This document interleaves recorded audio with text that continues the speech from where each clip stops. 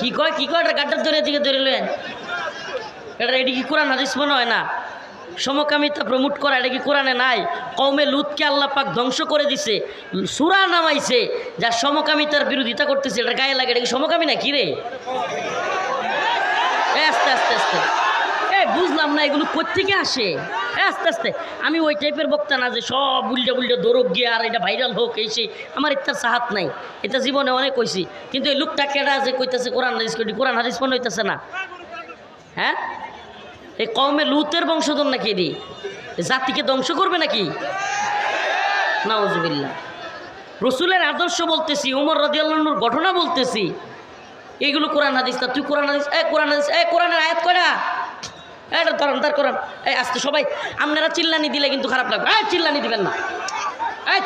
আরে দিলেই কথাই কোন যেত না। আপনারা কেউ চিল্লানি দিবেন না, লোকটা ধরে উঠান। আপনারা কেউ চিল্লানি দিবেন না, আমি তাইলে কিন্তু ছেড়ে দিব আমি। আপনারা একজনও উঠবেন না, এই লোকটা ধরেন উঠান। বাইরে গেছে গা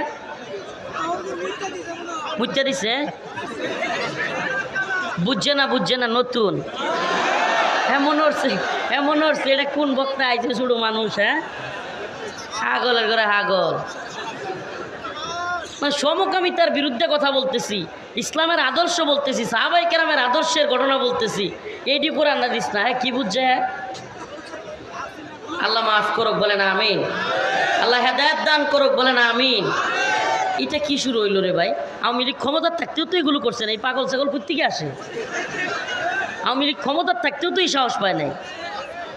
আল্লাহ মাফ করুক, বলে না আমিন। শোনেন, আমি আবার ওই অন্যান্যদের মতো আল্লাহ মাফ করুক কেমন না, যে সবাই মিলে ধরো এই করুক সেই করুক। এই মেয়ে এই লোক একটারে ধরলে কী হইব? সবাই মিললে পরে বর্তমানে পরে কাহিনী কী হইব? লাভ আছে কোনো? এটারে গাড্ডার ধরে বুঝাই দিতে হবে, মানে আস্তে করে আরামসে, যে তুই কি বলতে চাস আগে কারো ধরতে হবে। তোর বক্তব্য কি পেশ কর, তুই মাইক নিয়ে একটা নিয়া তোর বক্তব্য বল, তোর যা জবাব আছে আমি দিব, আর যদি কোনো সংশয় থাকে দূর করে দিব। এরপরে যদি আরও কোনো কথা থাকে সেটাও বল, কিন্তু এই থেকে শিক্ষা দিলি কিয়া, এরপরে কান ধরে উড়াইতে হইব আর বইতে হইব। তাইলে ভুল যেহেতু বুঝতে পারছস, তোর এখন কাজ কি? সবার সামনে কান ধরে মাপসা।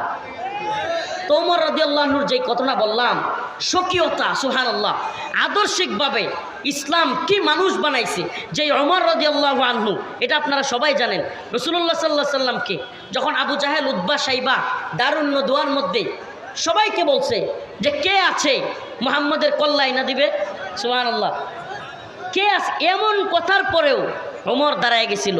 সেই মানুষটা আল্লাহ পাক কি আদর্শিক বানাইছে, সুবহানাল্লাহ, কি কষ্টি পাথর লাগছে যে তার মধ্যে আল্লাহ রসুল বলতেছেন লাউ কানা বাদি নবিয়ান লাকানা উমর, সুবহানাল্লাহ ওয়া বিহামদিহি, লাউ কানা বাদি নবিয়ান লাকানা উমর, আমার পরে কেউ যদি নবী হইতো সেটা হইতো ওমর। সুবহানাল্লাহ, সুবহানাল্লাহ। তো আমরা কাদের আদর্শ গ্রহণ করব? রসুলের এবং সাহাবায়ে কেরামের, তাই তো? এবার আসেন আরেকটা ঘটনা বলি। আমি যে আলোচনাটার জন্য আগাইতেছিলাম, দুই লোক, ইহুদি একটা, আরেকটা হলো নামদারি মুসলিম, এটার মতোই তারে, দুই লোক বিচার নিয়ে গেছে হযরত আবু বকর রাদিয়াল্লাহু আনহুর কাছে। কার কাছে? হযরত আবু বকরের কাছে বিচার নিয়ে গেছে দুইটা লোক। একটা লোক ধর্মীয়ভাবে ইহুদি, কি, আরেকটা লোক হলো নামদারি মুসলিম। এর মুসলমান বলা যায় না, নামদারি। হযরত আবু বকর দেখলেন, বিচার ফাইসালা করে দেখলেন মূলত এই জমিটা ইহুদির পক্ষের। কার পক্ষের? ইহুদির। ইসলামের সৌন্দর্য হলো যদি অমুসলিমও হয় বিচারের ক্ষেত্রে, যদি অমুসলিমও থাকে তবুও রায় ফাইসালা যার পক্ষে যাওয়ার তার পক্ষেই যাবে। এখন ওই নামদারি মুসলিমের আবু বকর রাদিয়াল্লাহু আনহুর বিচার পছন্দ হয় না। সে গেছে রাসূলুল্লাহ সাল্লাল্লাহু আলাইহি ওয়াসাল্লামের কাছে, ওই ইহুদিরে ধরছে, কয় আয় আবু বকরের বিচার মানি না, নাউজুবিল্লাহ। কয় কার কাছে যাবি? ক মুহাম্মদ সাল্লাল্লাহু আলাইহি ওয়াসাল্লামের কাছে যাবো। বিচার লয়ে গেছে মুহাম্মদ সাল্লাল্লাহু আলাইহি ওয়াসাল্লাম। এখন রাসূলুল্লাহ সাল্লাল্লাহু আলাইহি ওয়াসাল্লাম উনিও বিচার করেছেন, বিচারটা গেছে এইটাও ইহুদির পক্ষে। কার পক্ষে? একটু ভালোভাবে উদাহরণগুলো বোঝার চেষ্টা করেন, মূল আলোচনাটা একটু পরে।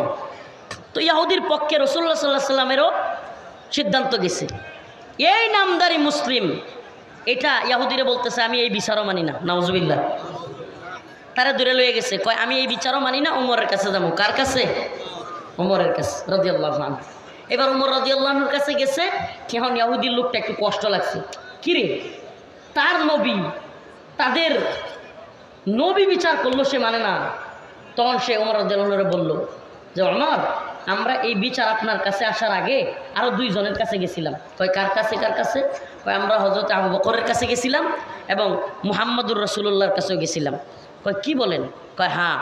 কয় তাদের কাছে যাওয়ার পরে আমার পক্ষে রায় দিছে। ইহুদি বলতেছে কি যে আমার পক্ষে রায় দিছে, সে মানতেছে না। কয় এটা কি সত্যি? ওই নামদারি মুসলমান বলে হ্যাঁ সত্যি, আমি তোমার বিচার মানবো, তাদের বিচার মানবো না। কয় আমার বিচার মানবি? কহ তাহলে একটু এবার উমর রাদিয়াল্লাহু আনহু ঘরে গেছে। আমি একটু ঘর থেকে আসি। ঘর থেকে আয়সা নাঙ্গা একটা খোলা তরবারি লইছে, আয় হাই রে আই কল্লার মধ্যে একটা কূপ দিয়া বিচার মানছস তো? সুবহানাল্লাহ।